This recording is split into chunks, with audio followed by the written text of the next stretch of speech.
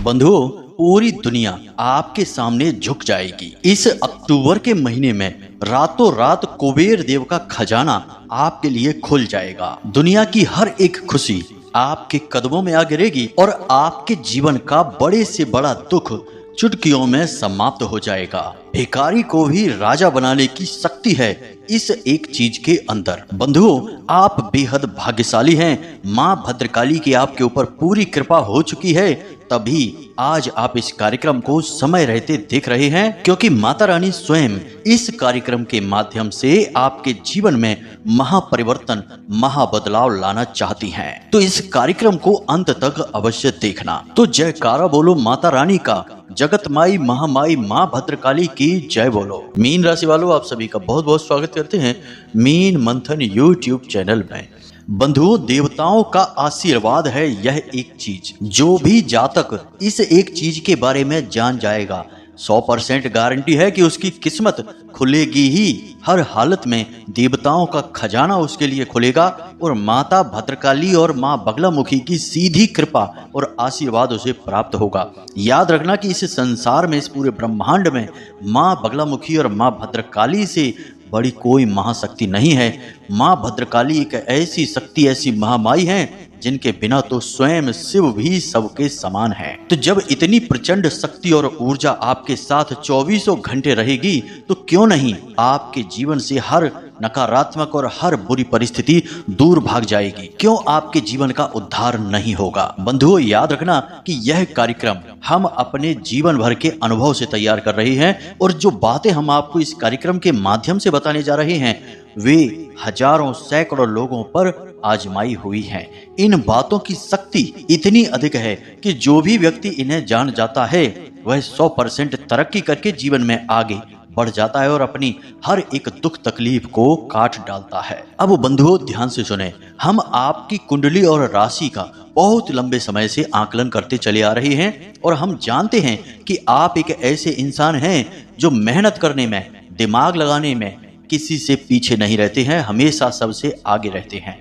आप हर एक कार्य को अपने अलग अंदाज से करते हैं और आपके काम की बराबरी कोई और इंसान कर ही नहीं सकता है। जी हाँ बंधुओं, आपकी सोच सबसे अलग होती है, सबसे ऊंची होती है। और एक बात हम आपको बता दें कि वैसे तो आप कम ही बोलते हैं, अधिक बोलना आपको पसंद नहीं है, लेकिन जब आप बोलना शुरू करते हैं तो लोग आपकी बातों को बिना सुने रह नहीं सकते हैं, और आपके जाने के बाद भी आपके बारे में चर्चाएं करते हैं। और सबसे बड़ी खूबसूरत बात आपके व्यक्तित्व की यह है कि चाहे कोई आपसे कितनी ही नफरत क्यों न करता हो, तब भी कहीं न कहीं वह आपके किसी न किसी एक गुण की तारीफ अवश्य कर देता है, क्योंकि आपके अंदर गुणों का भंडार भरा है। जी हाँ बंधुओं, एक और विशेष बात कि आप एक ऐसे व्यक्ति हैं जिन्हें भगवान किसी न किसी प्रकार का एक प्राकृतिक गुण या हुनर देकर ही पैदा करती है, यानी आपके अंदर एक जन्मजात विशेष खूबी होती है। अब यह हो सकता है कि आप में से बहुत से लोग अपनी उस खूबी को पहचान चुके हैं, और या फिर ऐसा भी हो सकता है कि बहुत सारे लोग अब तक जान नहीं पाए हैं, लेकिन आने वाले समय में निश्चित तौर पर पहचान जाएंगे और उस खूबी का प्रयोग करके पूरे संसार में अपने नाम का डंका बजाएंगे। यानी कहने का मतलब यह है कि आप हर तरफ से एक ऐसे व्यक्तित्व हैं, ऐसे इंसान हैं जो केवल और केवल कामयाबी हासिल करने के लिए बने हैं, केवल और केवल समाज में इज्जत, दौलत, शोहरत और मान सम्मान हासिल करने के लिए बने हैं। फिर भी आपको वह सब कुछ नहीं मिल पा रहा है जिसके आप काबिल हैं और जो आपके लिए बना है। यह आपके लिए एक बड़े दुख की बात है। बंधुओं, हम आपको बता दें कि आप अकेले में कभी बैठते हैं तो कई बार इस प्रकार के विचार आपके मन में आते हैं कि ना तो आपने किसी के साथ कभी कुछ बुरा किया, ना ही आपने कभी काम चोरी की है, ना ही आपने कभी किसी प्रकार का गलत कार्य किया है। यानी कि आपने कोई भी ऐसा काम अपने जीवन में नहीं किया है जिससे आपको कष्ट प्राप्त हो। यदि जाने अनजाने किसी प्रकार की कोई गलती आपसे हो भी जाती है, तो जब आपको पता चलती है तो आप तुरंत उस गलती की माफी मांग लेते हैं, अपनी गलती स्वीकार कर लेते हैं। तो आप यह विचार करते हैं कि ये सारी खूबियां आपके अंदर होने के बावजूद भी आपके जीवन में इतना दुख, परेशानी, तकलीफें क्यों हैं? क्यों आप लगातार मेहनत करने के बाद भी कामयाबी हासिल नहीं कर पा रहे हैं? एक एक छोटी से छोटी चीज के लिए आप तरस रहे हैं। और सबसे बड़ी दुख की बात तो यह है कि आपसे कम काबिल, कम अक्लमंद लोग आपसे आगे निकलते चले जा रहे हैं। इस चीज को देखकर आपको अधिक दुख होता है। आप सोचते हैं कि किस बात की आपको सजा मिल रही है। फिर आप कभी कभी यह विचार करने लगते हैं कि शायद पिछले किसी जन्म में कोई गलत कार्य किया होगा, उसी की सजा, उसी का दंड आप भोग रहे हैं, या फिर किसी ने आपके ऊपर किसी प्रकार की तंत्र मंत्र क्रिया या बंधन आदि का प्रयोग कर दिया है। इस तरीके के भी विचार आपके मन में आते हैं। तो बंधुओं, अब ध्यान से सुनिए। आपकी मेहनत, आपकी लगन और योग्यता का आपको पूरा फल क्यों नहीं मिल पा रहा है? इस बात का सबसे बड़ा कारण है नकारात्मक ऊर्जा। बंधुओं, हम बार बार आपको इस बात के लिए सतर्क करते हैं और आपको हमेशा इस विषय पर नया नया ज्ञान देते रहते हैं। यह जो अक्टूबर का महीना है, यह आपके जीवन के लिए बेहद क्रांतिकारी और शानदार महीना रहने वाला है। कुछ ग्रहों की चाल ऐसी होने वाली है जो आपको बहुत विशेष लाभ पहुंचाएगी। इसी के साथ साथ पितृ देवताओं का भी पूरा आशीर्वाद आपको प्राप्त होगा। साथ ही साथ माता लक्ष्मी और भगवान नारायण की भी आपको पूरी कृपा प्राप्त होगी, क्योंकि ग्रहों की स्थितियां, योग ही कुछ इस प्रकार के बन रहे हैं। लेकिन इतनी सारी अच्छी बातें होने के बावजूद भी आपके जीवन में कोई परिवर्तन नहीं आएगा।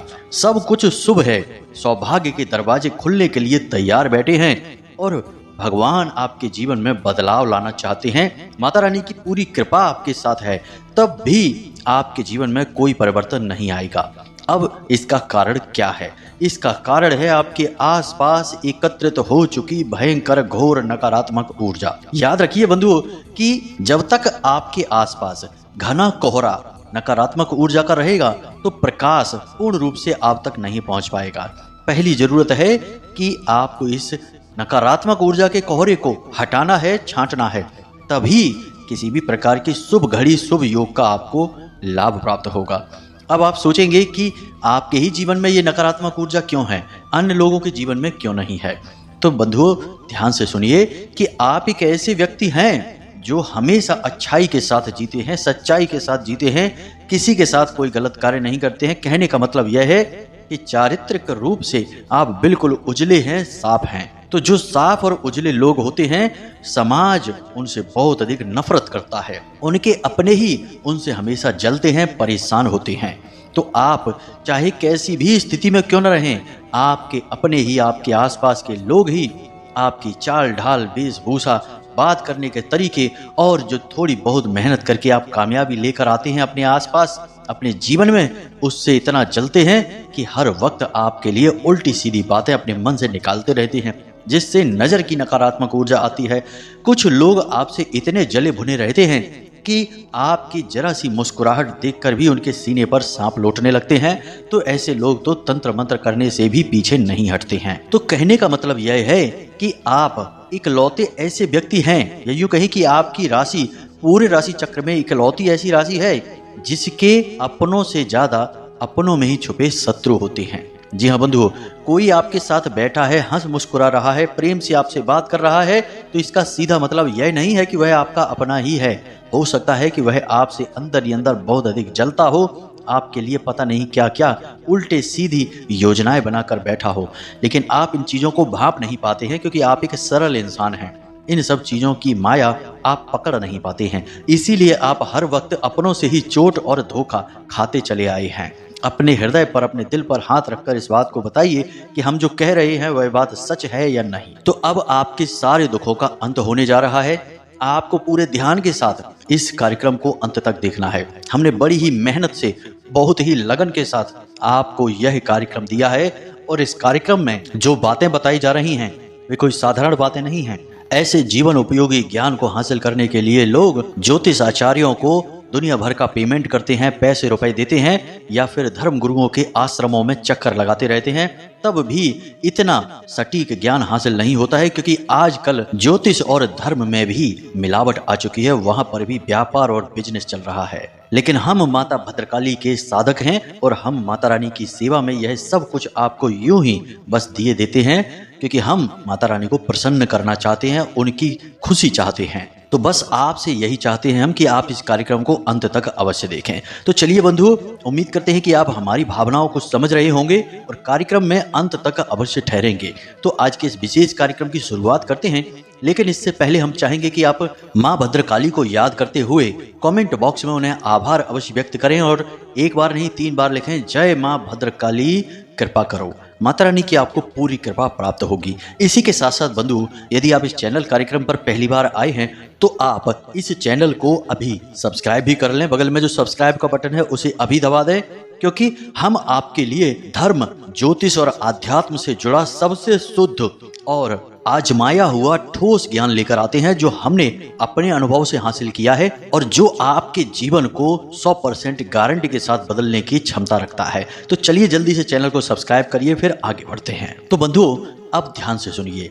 आज के इस कार्यक्रम को प्रारंभ करने से पहले आपको इस एक चीज के बारे में बताने से पहले एक छोटी सी कहानी है जो आपको बहुत कुछ सिखाएगी और आपके जीवन की निष्क्रियता को, कहीं ना कहीं जो आप अटक गए हैं, रुक गए हैं, उस अकर्मण्यता को दूर करेगी। जी हाँ बंधुओं, तो ध्यान से सुनिए।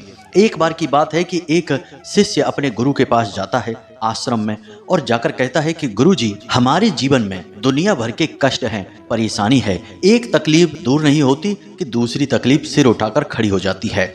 एक हाथ हम अपने जीवन की दशा को सुधारने की कोशिश करते हैं तो 2 हाथ हमारे जीवन की दशा बिगड़ जाती है। एक समस्या का समाधान करो तो 4 नई समस्याएं खड़ी हो जाती हैं। हमें तो समझ ही नहीं आता है कि आखिर हमारे जीवन में चल क्या रहा है। हर वक्त दुख, तकलीफ, परेशानियां देखते देखते हम परेशान हो चुके हैं और अब हमें ऐसा लगता है कि शायद अब हमारा मृत्यु ही समाधान है, क्योंकि अब यह जीवन का कष्ट हमसे सहा नहीं जाता है। आखिर सहन शक्ति की भी तो एक सीमा होती है। कहाँ तक कोई एक इंसान सहेगा? भगवान भी तो किसी प्रकार से रहम नहीं करते हैं। कितनी पूजा पाठ और साधनाएं कर ली, लेकिन भगवान प्रसन्न ही नहीं होते हैं, हमारी तकलीफें दूर ही नहीं करते हैं। अगर एक बार जीवन से दुख तकलीफें समाप्त हो जाएं, तब तो अपने जीवन में कुछ नया करने के बारे में सोचें। यदि इन कष्ट और परेशानियों से मुक्ति मिले, तब तो जीवन में आगे बढ़ने के बारे में सोचें। उसके गुरुजी ने, यानी कि उन संत महात्मा ने उसकी बात को बड़े ही ध्यान के साथ सुना और वे समझ गए कि इसकी परेशानी का समाधान क्या है। तो उन्होंने बड़े प्रेम से मुस्कुराते हुए उस इंसान को, अपने शिष्य को जवाब दिया कि पुत्र, तुम एक काम करो, कल सुबह मेरे पास आना, मैं तुम्हें तुम्हारी समस्या का समाधान दे दूंगा। उसके बाद फिर तुम्हारे जीवन में कभी कोई दुख तकलीफ नहीं रहेगा। वह शिष्य उनका, गुरुजी का, इस बात को सुनकर बहुत प्रसन्न हुआ। उसने कहा, ये तो बहुत बड़ी बात हो गई गुरुजी। मन ही मन उसने सोचा कि शायद गुरुजी के पास कोई बहुत बड़ी चमत्कारी शक्ति है जो गुरुजी हमें देना चाहते हैं, तभी तो सुबह के समय बुला रहे हैं। वह नहा धोकर स्नान आदि करके बड़े ही खुश मिजाज होकर हंसते मुस्कुराते गुरुजी के आश्रम में अगले दिन पहुंच गया। गुरुजी ने उससे कहा कि पुत्र, तुम्हें मेरे साथ चलना होगा। नदी के उस पार हम तुम्हें एक ऐसी चीज देंगे जिसे प्राप्त करके तुम्हारा जीवन बदल जाएगा। शिष्य ने कहा, ठीक है। वह गुरुजी के साथ चल दिया। अब दोनों नदी के किनारे पहुंच जाते हैं। नदी के किनारे पहुंचकर गुरुजी रुक जाते हैं, शिष्य भी रुक जाता है। अब गुरुजी वहां खड़े रहते हैं, काफी देर खड़े रहते हैं। 1 घंटा, 2 घंटा, 4 घंटा, 6 घंटा, पूरा दिन निकल जाता है। गुरुजी से शिष्य बार बार कहता है कि गुरुजी, चलिए नदी से उस पार चलते हैं। गुरुजी कहते हैं, अभी रुक जाओ। ऐसे कहते कहते शाम हो गई, अंधेरा होने लगा। अब शिष्य का सब्र टूटने लगा। शिष्य कहने लगा कि गुरुजी, अब तो अंधेरा होने लगा, अब तो कम से कम चलिए, सुबह से शाम हो गई, रात हो गई, अब नहीं जाएंगे तो कब जाएंगे? गुरुजी कहते हैं, पुत्र, तुम्हें समझ में नहीं आ रहा है, यह कितनी बड़ी नदी है, कितनी विशाल इसकी धारा है, इसमें तो हम बह जाएंगे। हम तो इंतजार कर रहे हैं कि यह नदी पूरी बह जाए, तब हम यहाँ से उस पार जाएंगे। शिष्य गुरुजी की इस बात को सुनकर हंसने लगा। वह बोला, गुरुजी, ये आप कैसी बातें कर रहे हैं? नदी पूरी बह जाए? कभी नदी पूरी बहती है क्या? नदी तो हमेशा इसी तरह बहती रहेगी और इसके पूरे बहने के इंतजार में तो हमारी ना जाने कितनी पीढ़ियां, कितने जन्म गुजर जाएंगे, तब कहीं जाकर यह नदी सूखेगी और पता नहीं कब सूखेगी। तो हम कैसे इस नदी के पूरे बहने के इंतजार में यहाँ बैठे रहेंगे? यह तो बड़ी अजीब बात है। तो गुरुजी उस शिष्य से मुस्कुराए उसकी तरफ देखे और बोले कि यही तो हम तुम्हें समझाना चाहते हैं कि जीवन तो लगातार चलता ही रहता है।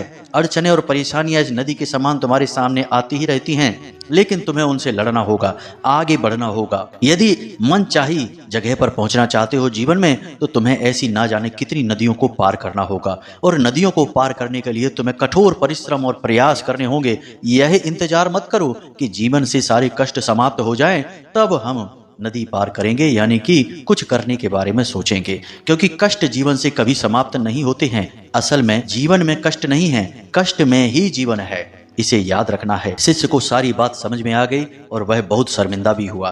बाद में उसने मेहनत और लगन से तरह तरह के अलग अलग प्रयास करते हुए सफलता हासिल की और कामयाब इंसान बन गया। यह कहानी सुनाने का आपको हमारा मकसद यह है कि हम जो बातें आपको बताते हैं वे कोई साधारण बातें नहीं हैं। यदि आप उन बातों को अपने जीवन में अमल में लाएंगे, तब ही जीवन में बदलाव होंगे, परिवर्तन आएंगे, अन्यथा कुछ भी नहीं होगा। बस हाथ पर हाथ धरे बैठे रहिए और मुसीबतों का रोना रोते रहिए। प्रयास तो आप खूब कर रहे हैं, जीवन को सरल बनाने के लिए खूब लड़ रहे हैं, तरक्की प्राप्त करने के लिए मेहनत कर रहे हैं, लेकिन उतने प्रयासों से काम नहीं चल पा रहा है। उससे तो केवल जीवन चल रहा है, लेकिन जीवन में सुख हासिल नहीं हो पा रहे हैं, यानी कि कहीं और किसी प्रकार की कमी है। तो उस कमी को हम बताते हैं आपको कि नकारात्मक ऊर्जा है जो आपको परेशान कर रही है। अब आपको उस कमी को भी दूर करना होगा, यही आपका धर्म है। गुरु जब कोई प्रयास बताते हैं, शिष्य को करने के लिए कहते हैं, तो शिष्य का धर्म है कि उस प्रयास को किया जाए। यही गुरु का काम होता है, अंधेरे से उजाले की ओर लेकर जाना और शिष्य का मार्गदर्शन करना। गुरु शिष्य परंपरा के अंतर्गत हम आपको विशिष्ट ज्ञान देने की कोशिश करते हैं, लेकिन कुछ मूर्ख इन बातों को भी गंभीरता से नहीं लेते। सोचते हैं कि कोई चमत्कार होगा, तभी रातों रात कोई बड़ा खजाना खुल जाएगा, लेकिन ऐसा कभी होने वाला नहीं है। अब एक बात और हम आपको बता दें कि हमारा हिंदू धर्म, सनातनी परंपरा बहुत उन्नत है। असल में हमारे जो ऋषि मुनि हुआ करते थे, वे वैज्ञानिक से कम नहीं थे। उन्होंने ऊर्जाओं को बहुत अच्छी तरीके से समझा था, इसीलिए उन्होंने ऊर्जाओं को अलग अलग नाम दे दिए। कोई भोले बाबा की ऊर्जा है, कोई हनुमान जी की ऊर्जा है, और किसी ऊर्जा को नाम शक्ति का दे दिया, किसी को माता काली और किसी को माँ बगलामुखी। अब इससे सुविधा यह हो जाती है कि जिस इंसान के जीवन में जिस प्रकार की तकलीफें हैं, वह उस विशेष प्रकार की ऊर्जा की साधना करता है, उससे जुड़ी चीजों को धारण करता है और उसको उसी समस्या से मुक्ति प्राप्त हो जाती है। यह बहुत जरूरी है जानना। जो इन बारीकियों को समझते हैं वे ही जीवन में मन चाही सफलता हासिल करते हैं, और जो मूर्खता दिखाते हैं और अंधी दौड़ में लगे रहते हैं, कहते हैं हम इन सब बातों को नहीं मानते, हम तो केवल भगवान को मानते हैं और उन्हीं को पूजते हैं। तो आप ऐसे पूजते रहिए, कुछ नहीं होता है। मंदिरों में हजारों लोग आते हैं, लाखों लोग आते हैं, सबकी मनोकामनाएं पूरी नहीं होती हैं, पूरी केवल उनकी होती हैं जिनके तरीके बिल्कुल सही हैं। इसीलिए आपने ऐसे बहुत सारे लोग संसार में देखे हैं जो कि अपनी तकलीफ बताते हैं, कहते हैं हम तो जीवन भर हो गया भोले बाबा को जल समर्पित कर रहे हैं, हनुमान जी में आस्था रखते हैं, हनुमान जी की पूजा करते हैं, लेकिन हमें तो कोई फल प्राप्त नहीं हुआ, दुख ही दुख मिल रहे हैं। अब जीवन में बांध लगा है, ऊर्जाएं, सकारात्मक ऊर्जाएं आपके जीवन को प्रभावित नहीं कर पा रही हैं और नकारात्मक ऊर्जा से जीवन चल रहा है, तो दुख तो रहेंगे ही। भगवान इसमें क्या कर लेंगे, आपने तो काम किया ही नहीं कुछ। अब यहाँ तक सारी बातें आपको समझ में आ गई हैं। अब बात करते हैं आपके मूल विषय की। हम यहाँ पर बात कर रहे हैं माता बगलामुखी की। माँ बगलामुखी एक ऐसी दिव्य शक्ति है जो माता शक्ति का शुद्ध स्वरूप है और उनकी 10 महाविद्याओं में से 8वीं महाविद्या है। माता बगलामुखी का विशेष तौर पर पूजन इसीलिए किया जाता है कि जब लोगों को तकलीफों से मुक्ति चाहिए, यानी कि एक के बाद एक परेशानियां जीवन में हैं, हर काम में रुकावट है, पैसे की आवक नहीं है, कर्जे से परेशान है, कोई भी तकलीफ है, सब तकलीफों का कारण नकारात्मक ऊर्जा है और इस नकारात्मक ऊर्जा की सबसे बड़ी काट है माता बगलामुखी। हर प्रकार के बंधन को काटने की शक्ति है माता बगलामुखी। तो माता बगलामुखी की साधना आपको करनी ही होगी। अब कैसे करेंगे आप यह, तो इसे आप ध्यान से समझिए। आपको बाजार से माता बगलामुखी की एक छोटी सी तस्वीर, कोई फोटो अपने घर लेकर आनी है। इसी के साथ साथ आपको एक भोजपत्र, एक कागज आता है, एक अष्टगंध की स्याही और एक अनार की कलम, यह सामग्री लेकर आनी है। शनिवार के दिन आप इस क्रिया को प्रारंभ करेंगे। आपके घर में यदि माता बगलामुखी की तस्वीर या फोटो है और उसका पूजन होता है नित्य, तो आप फोटो को ना लेकर आएं, इस सामग्री को अकेला लेकर आएं। लेकिन इसमें भी समस्या यह है कि आपके घर में माता बगलामुखी की पूजा तो होती है, लेकिन क्या माता रानी आपके घर में रहती भी हैं? इसको जानना आवश्यक है। क्योंकि कई बार ऐसा होता है कि देवी देवता किसी गलती की वजह से हमारे घर को छोड़कर चले जाते हैं, फिर उनकी केवल फोटो या मूर्ति रखी रह जाती है और हम निरंतर उनकी पूजा करते हैं और हमें लगता है कि वे हमारा कार्य सिद्ध कर रही हैं, लेकिन कुछ भी नहीं होता है। बंधुओं, ये सारी बातें बिल्कुल सत्य हैं। आप अपने जीवन में इनका आकलन करके देखना। हमने तो अपनी साधना के माध्यम से इन सब बातों को समझा है और यह हमारे जीवन का अनुभव है, तभी हम आपको बता रहे हैं। अब आपके जीवन में माता बगलामुखी हैं या उनकी कृपा है, इससे जानने का क्या तरीका है, हम अभी आपको आगे बताने वाले हैं। आप माता की फोटो लेकर आइए, शनिवार के दिन लेकर आइए। उसके बाद आप पीले रंग का प्रसाद, पीले रंग के फूल और पीले रंग के वस्त्र स्वयं धारण करने के लिए, यदि नहीं है तो केवल पीले रंग का कोई एक कपड़ा जिसे आप ओढ़कर बैठेंगे पूजा के समय। हल्दी की माला आपको चाहिए जो आप जाप करेंगे मंत्र, उसके लिए। दूसरा, गाय का घी।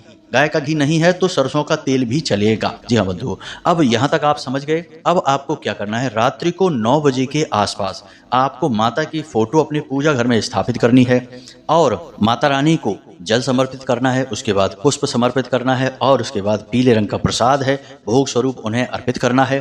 फिर उसके बाद आप धूप दीप वगैरह जो भी चाहे सारी क्रियाएं कर सकते हैं, क्रमबद्ध तरीके से सब कुछ करिए। और उसके बाद आप जो भोजपत्र लेकर आए हैं उस भोजपत्र पर 3 बार या फिर 6 बार, 3 बार आगे की तरफ और 3 बार पीछे की तरफ अष्टगंध की स्याही से, अनार की कलम से माता बगलामुखी का यह स्तंभन मंत्र है, इसे लिख लीजिए। अब यह मंत्र कौन सा है, मोबाइल की स्क्रीन पर भी आपको दिखाई देगा और हम आपको बोलकर भी बता देते हैं। मंत्र कुछ इस प्रकार है, ओम ह्लीम बगलामुखी सर्वदुष्टानाम वाचम मुखम पदम स्तंभय जीभाम कीलय बुद्धिम विनाशाय ह्लीम ओम स्वाहा। मंत्र एक बार फिर से सुनिए ध्यान से। ओम ह्लीम बगलामुखी सर्वदुष्टानाम वाचम मुखम पदम स्तंभय जीभाम कीलय बुद्धिम विनाशाय ह्लीम ओम स्वाहा। इस मंत्र को आपको उस भोजपत्र पर लिखना है, 3 बार आगे और 3 बार पीछे, छोटे छोटे अक्षरों में लिखना है। उसके बाद आपको यह भोजपत्र का टुकड़ा माता रानी को समर्पित कर देना है, यानी उनके चरणों में रख देना है।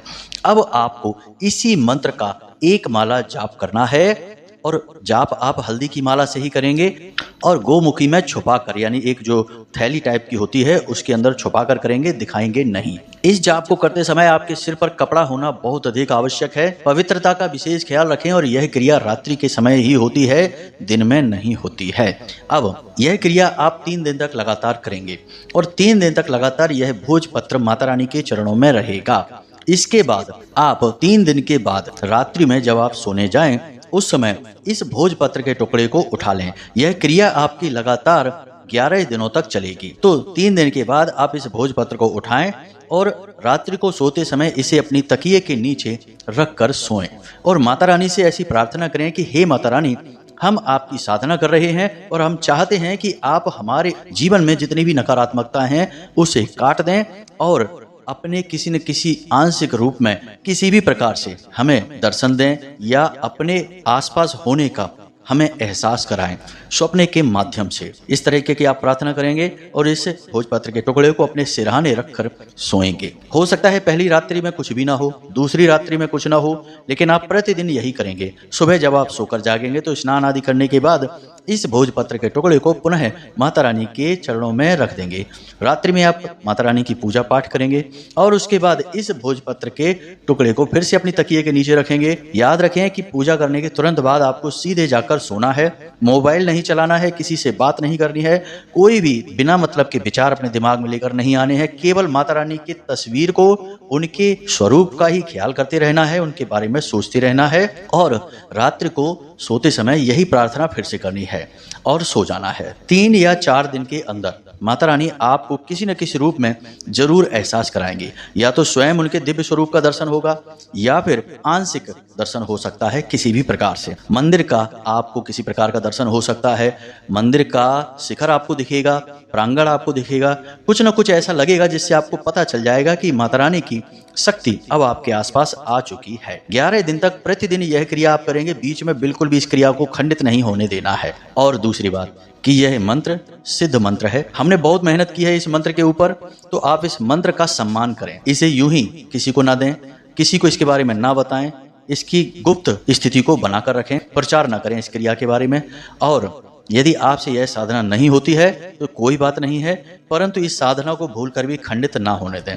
खंडित हो जाएगी साधना तो आपके साथ साथ हमें भी माता रानी का क्रोध सहना पड़ सकता है, माता रानी हमसे नाराज हो सकती हैं, और हम नहीं चाहते कि हमारी साधना खंडित हो, किसी भी प्रकार से हमें परेशानी आए। हम तो केवल आपकी दुख तकलीफ और परेशानियों को देखते हुए यह विशेष साधना आपको दे रही हैं। तो जरा इन सब बातों का यानी कि विषय की गंभीरता को अवश्य समझ लेना।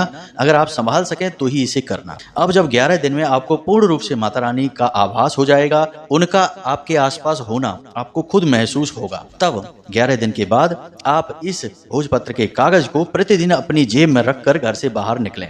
इसे यूं ही जेब में न रखें, कोई पीले रंग का एक और कागज लें और उस कागज में इसे फोल्ड करके रखें और उसके बाद इसे अपनी जेब में रखें, और जब वापस आए तो फिर से माता रानी के चरणों में रख दें। और फिर रात्रि को आपको इसे तकिए के नीचे रखकर सोने की आवश्यकता नहीं है, क्योंकि यह तो केवल माता रानी की प्रामाणिकता चाहिए कि आप अब आ चुकी हैं, इस बात का प्रमाण है बस। अब प्रतिदिन आप इस कागज को अपनी जेब में रखकर निकलेंगे, माता रानी के मंत्र का ख्याल करते रहेंगे। आप चाहें तो साधना और आगे बढ़ा सकते हैं।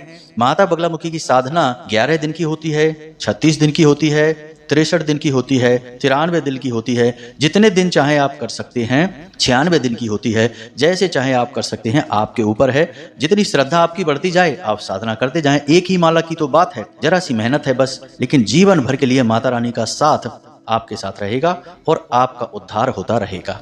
हजारों लोग ऐसे हैं जो माता रानी की साधना हमारे कहने से किए और उनके जीवन में ऐसे विचित्र और अनोखे अनुभव उन्हें हुए कि वे माता रानी को लाख लाख धन्यवाद देते हैं और हमारा भी आभार मानते हैं, क्योंकि कहीं ना कहीं थोड़ा बहुत गुरु शिष्य परंपरा का आभार तो रहता ही रहता है। ठीक है बंधु, अब जो ज्ञान की बात हमने देनी थी आपको दे दी है, साधना देनी थी हमने आपको दे दी है। अब इस साधना से जुड़े कोई प्रश्न आपके मन में हो, कोई भी किसी भी प्रकार का विचार हो, आप हमसे कमेंट करके पूछें या फिर व्हाट्सएप नंबर जो डिस्क्रिप्शन में दिया है उस नंबर पर मैसेज करके पूछ सकते हैं। अत्यंत आवश्यक प्रश्न ही पूछा करें बंधुओं, जो सचमुच में आपके मन में है और आपको परेशान कर रहे हैं। केवल उन्हीं बातों के लिए संपर्क करें, क्योंकि हम अपना जीवन का अधिकतर भाग माता रानी को समर्पित कर चुके हैं, तो हमारा समय उन्हीं की सेवा में बीतता है। जब भी समय मिलता है तभी हम आपके प्रश्न देख पाएंगे, अन्यथा बीच में हम नहीं देख सकते हैं। इसके लिए क्षमा चाहेंगे, क्योंकि हमारे लिए माता रानी ही सबसे बढ़कर हैं और कुछ भी नहीं। बंधु, उम्मीद करते हैं कि आप हमारी भावनाएं समझ रहे होंगे और हम किस प्रकार से माता रानी की सेवा कर रहे हैं आपकी सहायता करके, यह भी आप समझ रहे होंगे। तो चलिए बंधु, आज के इस विशेष कार्यक्रम को यहीं पर समाप्त करते हैं और उम्मीद करते हैं कि आपको सारी बातें समझ में आ गई होंगी। अब आप स्वयं अपने जीवन को अपने हाथों से बदल डालेंगे। तो बस हमारा आपसे यही कहना है, हमेशा सकारात्मक रहिए, माता रानी में अपनी आस्था बनाए रखिए, हंसते रहिए, मुस्कुराते रहिए, जीवन का आनंद लेते रहिए और दिन में एक बार मंदिर अवश्य जाइए। मिलते हैं अगले विशेष कार्यक्रम में, तब तक के लिए धन्यवाद। प्रेम से बोलिए जय माई की, जय माँ भद्रकाली, जय माँ बगलामुखी। माता रानी आपका कल्याण करेंगी। धन्यवाद।